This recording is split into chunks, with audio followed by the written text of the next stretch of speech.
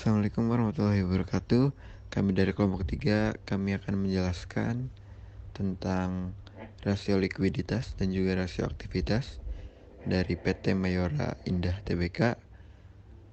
Kami membuat rasio likuiditas dan juga aktivitas berdasarkan dengan laporan keuangan PT Mayora Tbk tahun 2021 dan juga 2022. Untuk pendahulunya sendiri, laporan keuangan adalah laporan yang menunjukkan kondisi keuangan perusahaan pada saat ini dalam satu periode tertentu. Maksud dari laporan keuangan yaitu menunjukkan kondisi perusahaan yang merupakan kondisi terkini. Kondisi terkini perusahaan adalah keadaan keuangan perusahaan pada tanggal tertentu untuk neraca dan juga periode tertentu untuk laporan laba rugi. Tujuan pembuatan laporan keuangan yaitu memberikan informasi tentang jenis dan jumlah aktiva atau harta yang dimiliki oleh perusahaan pada saat ini. Selanjutnya, berikut merupakan laporan keuangan PT Mayora Indah Tbk pada tahun 2021 dan 2022. Permasalahan dalam penelitian ini adalah berapa besar hutang yang ditanggung oleh PT dan bagaimana kemampuan dalam membayar utangnya terhadap aset dan ekuitas dengan membandingkan rata-rata perusahaan. Rasio aktivitas merupakan salah satu rasio yang membandingkan antara tingkat penjualan dan investasi pada semua aktiva yang dimiliki oleh perusahaan. Berikut merupakan jenis-jenis rasio aktivitas. Yang pertama ada perputaran piutang atau receivable turnover. Yang kedua ada perputaran persediaan atau inventory turnover. Yang ketiga ada perputaran modal kerja atau working capital turnover. Yang keempat ada perputaran aktiva tetap atau fixed cost turnover. Yang kelima ada perputaran seluruh aktiva atau total assets turnover. Berikut merupakan rasio aktivitasnya dari PT Mayora Indah Tbk, yaitu yang pertama di aktiva lancar tahun 2019 yaitu 14 triliun 772 miliar 629 juta 976.128. Kemudian di tahun 2002 12 triliun 969 miliar 783 juta 874.643. Kemudian di total piutang di tahun 2019 yaitu 9 triliun 441 miliar 466 juta 604.896. Kemudian untuk tahun 2020-nya 8 triliun 557 miliar 621 juta 869.393. Kemudian di persediaan di tahun 2019 3 triliun 870 juta 70 miliar 496 juta 137.257. Di tahun 2020-nya turun jadi 3 triliun 34 juta 214 3 triliun 34 miliar 214 juta 212.110. Kemudian di aktiva tetapnya di tahun 2019 itu 7 triliun 503 miliar 536.719.283. Kemudian di tahun 2002-nya itu turun 2020-nya turun menjadi 19 triliun 917 miliar 653.265.528. Kemudian hutang lancarnya di tahun 2019 di angka 5 triliun 636 miliar 627 juta 300.308. Kemudian di tahun 2020-nya itu turun di angka 5 triliun 570 miliar 773 juta 468.770. Kemudian di modal kerja di tahun 2019 di angka 7.333.715.572.715. Kemudian di tahun 2020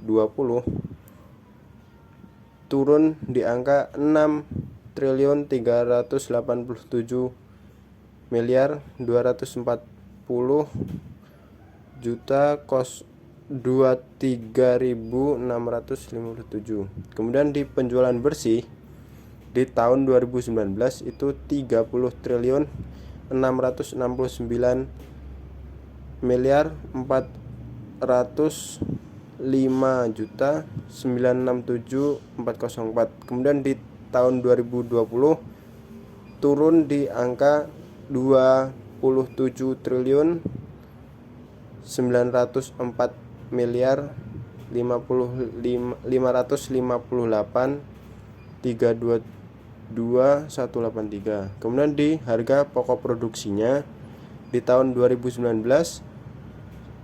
di angka 23.982.628.480. Kemudian di tahun 2020-nya turun di angka 20.981.584.813.780 rupiah.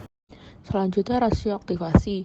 Yang pertama, perputaran piutang pada penjualan atau piutang pada tahun 2021 sebesar 3,26, lalu menurun di tahun 2022 sebesar 3,24. Lalu yang kedua, perputaran persediaan pada HPP atau persediaan pada tahun 2021 sebesar 6,92, lalu meningkat pada tahun 2022 sebesar 7,45. Yang ketiga, perputaran modal kerja pada penjualan bersih atau modal kerja pada tahun 2021 sebesar 4,37, lalu menurun pada tahun 2022 sebesar 4,19. Yang keempat, perputaran aktiva tetap pada penjualan pada tahun 2021 sebesar 4,02, lalu meningkat pada tahun 2022 sebesar 4,09. Yang terakhir, perputaran seluruh aktiva pada penjualan atau total aktivanya pada tahun 2021 sebesar 1,40, lalu menurun pada tahun 2022 sebesar 1,38. Saya Novia Muida Kholiso dengan NIM 141 akan melanjutkan presentasi terkait rasio likuiditas. Rasio likuiditas merupakan salah satu rasio keuangan yang digunakan untuk mengukur kemampuan perusahaan tersebut dalam membayar hutang jangka pendeknya. Kemudian pada perusahaan yang kami ambil itu untuk mengukur rasio likuiditasnya menggunakan perbandingan tahun 2021 dengan 2022. Yang pertama ada current ratio yang merupakan rumusnya adalah aktiva lancar dibagi dengan hutang lancar. Dari angka-angka yang tertampil di tabel tersebut dapat dilihat hasilnya itu 1,51 pada tahun 2021 dan 1,56 pada tahun 2022. Terdapat sedikit kenaikan. Hal ini masih dianggap wajar karena jika dilihat itu dari angka dari aktiva lancar dan utang lancarnya mengalami kenaikan di tahun 2022.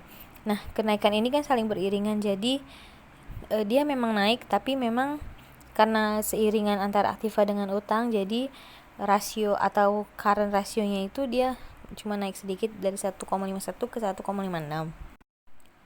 Selanjutnya adalah quick ratio yang rumusnya adalah aktiva lancar dikurangi inventory dibagi hutang lancar. Nah, untuk quick ratio pada tahun 2021 ke tahun 2022 itu mengalami kenaikan, dan untuk utang lancarnya dari tahun 2021 ke tahun 2022 juga mengalami kenaikan. Nah, kenaikan-kenaikan ini tuh beriringan yang atas dan yang bawah antara aktiva lancar dikurang inventory antara tahun 2021 dan 2022 itu dia naik, tapi juga beriringan dengan naiknya si dari utang lancarnya. Nah, maka dari itu dia angkanya atau hasil dari si quick ratio ini adalah sama. Selanjutnya yang terakhir adalah ada cash ratio, di mana rumusnya adalah kas dibagi dengan utang lancar. Nah, jika dilihat itu pada tahun 2021 dan 2022 itu terdapat kenaikan pada kasnya. Sejumlahnya itu tidak terlalu besar dibandingkan dengan kenaikan pada hutang lancar di tahun 2021 dan 2022. Nah, hasilnya itu adalah sama.